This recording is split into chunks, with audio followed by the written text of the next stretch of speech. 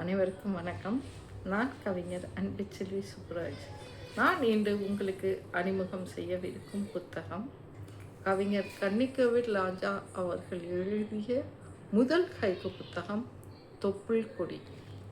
அன்னை ராஜேஸ்வரி பதிப்பகத்தின் மூலமாக 2005 இந்த புத்தகம் வெளிவந்துள்ளது.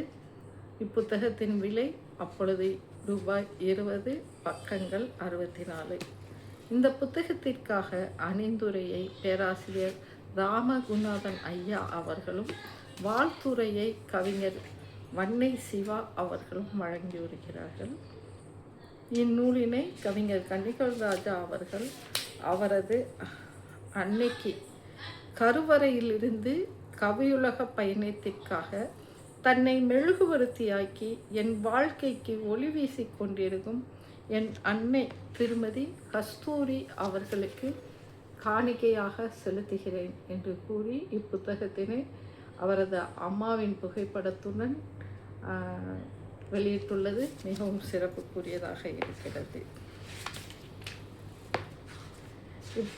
இந்நூலில் இன்னொரு சிறப்புக்குரிய விடயமாக நான் கருதுவது என்னவென்றால், ஒவ்வொரு கவிஞனும் தன்னை வளர்த்தவனையும் தன்னை வாழ்வித்தவனையும் மறக்காமல் அவர்களுக்கு நன்றி கூறுவது என்பது மிகவும் சிறப்புரிய அனைவரும் செய்யக்கூடிய ஒரு செயலாகும். அவ்வகையில் காலத்தினால் செய்த நன்றி சிறிதெனினும் ஞானத்தின் மாக பெரிது என்கிற பொருளுடன் கிட்டத்தட்ட 18 நபர்களுக்கு கவிஞர் கன்னிக்கோவில் ராஜா அவர்கள் நன்றி தெரிவித்துள்ளார்கள்.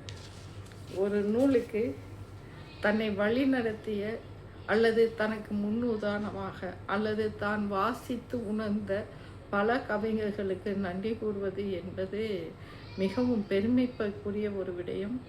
அதை கன்னிக்கோவில் ராஜா அவர்கள் கவிஞர் அமுதபாரதி முதற்கொண்டு தோழர் திரு தா பூபதி வரை அனைத்து தோழர்களுக்கும் நான் எனது நன்றிக்கு உரியவர்களாக பதிகிறேன் என்று இந்நூலில் பதிவு செய்துள்ளார்.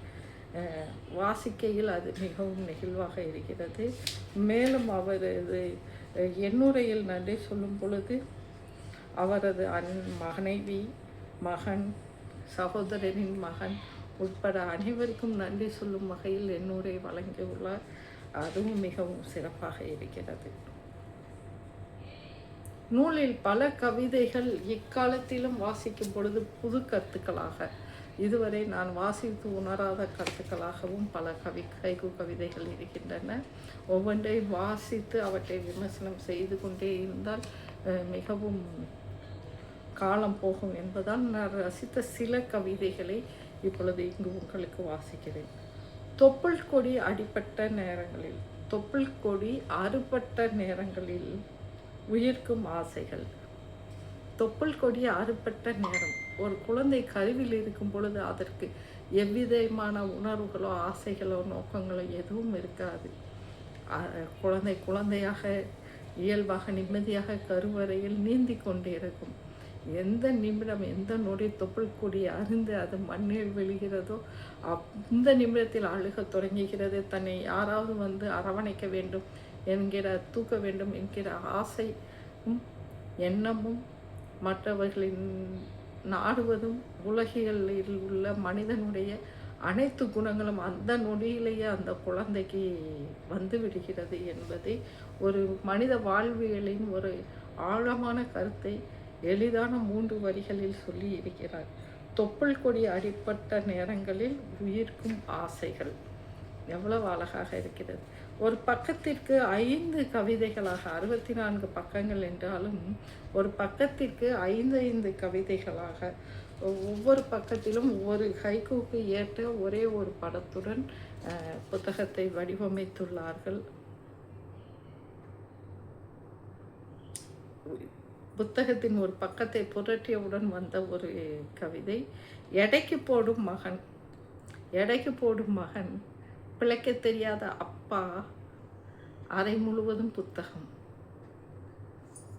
ஒவ்வொரு எழுத்தாளன் வீட்லேயும் இதை நம்ம கண்கூட அனுபவிச்சிருப்போம். எழுத்தாளன் மட்டும் இல்லை, வாசிப்பாளர் வீட்லேயுமே. எடைக்கு போடும் மகன், பிழைக்க தெரியாத அப்பா, அறை முழுவதும் புத்தகம். தாமரை நிறைந்த குளம், புதிதாய் முளைத்தன தாமரை காலனி. வித்தியாசமான நிறைய கவிதைகள் இந்நூலில் இடம்பெற்று இருக்கின்றன. இலை விழும் நேரம், இலை விழும் நேரம், மௌனமாய் குளம் ஒளிரும் நிலா. இலை விழும் நேரம், மௌனமாய் குளம் ஒளிரும் நிலா. ஒவ்வொரு ஹைக்கூவையும் நான் விமர்சிக்கலை, வாசிக்கிறேன். வாசிப்பதை கேட்டு சுவைக்கும் பொழுதே இந்நூலை வாங்கி வாசிக்க வேண்டும் என்கிற ஆர்வம் உண்டாகும். இது கவிஞர் கன்னிக்கோவில் ராஜா அவர்களின் முதல் ஹைக்கூ புத்தகம் தொப்புள் கொடி.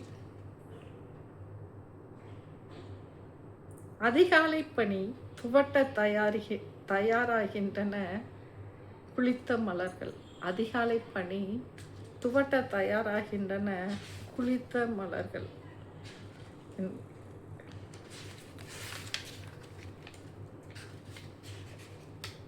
உயிர் பிழைக்கும் குயவன் களிமண் நடனம். உயிர் பிழைக்கும் குயவன் களிமண் நடனம்.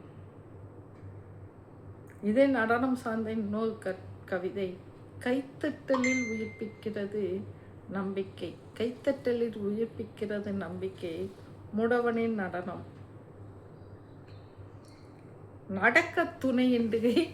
இந்த கவிதை மிகவும் அருமையாக இருக்கிறது. வாசிக்கும் பொழுது அந்த காட்சியின் கண்முன் விடுகிறது. அந்த நிகழ்வில் உள்ள, அந்த எழுத்தில் உள்ள, காட்சியில் உள்ள அவலமும் நமக்கு தெரிகிறது. நடக்க துணையின்றி ஓரத்தில் நின்றது தாத்தாவின் கைத்தடி. நடக்க துணையின்றி ஓரத்தில் நிற்கிறது தாத்தாவின் கைத்தடி. தாத்தாவுக்கு துணையாக போனது கைத்தடி. தாத்தா நடக்கணும், எதையோ ஒன்று பிடிச்சு துணையாக போகணும். ஆள் இல்லாத குறைக்க என்ன செய்வாங்க? கைத்தடி எடுத்து கொடுப்பாங்க. அந்த கைத்தடி இப்போ துணை இல்லாமல் தனித்து நிற்கிறது என்றால் என்ன அர்த்தம்? உங்கள் அனைவருக்கும் புரிந்திருக்கும். இது போன்று பல ஹைக்கூக்கள் இந்நூலில் இடம்பெற்றுள்ளன. மரத்தடி பள்ளி மாணவர்களோடு பயின்று தங்கி செல்லும் வெயில். மரத்தடி பள்ளி மாணவர்களோடு பயின்று தங்கி செல்லும் வெயில். ஆகா, ஆறுங்கள். அன்னை ராஜேஸ்வரி பதிப்பகத்தில் கன்னிக்கோவில் ராஜா அவர்கள் எழுதிய முதல் ஹைக்கூ புத்தகம் தொப்புள் கொடி புத்தகத்தினை வாங்கி வாசித்து மகிழுங்கள். நன்றி, வணக்கம்.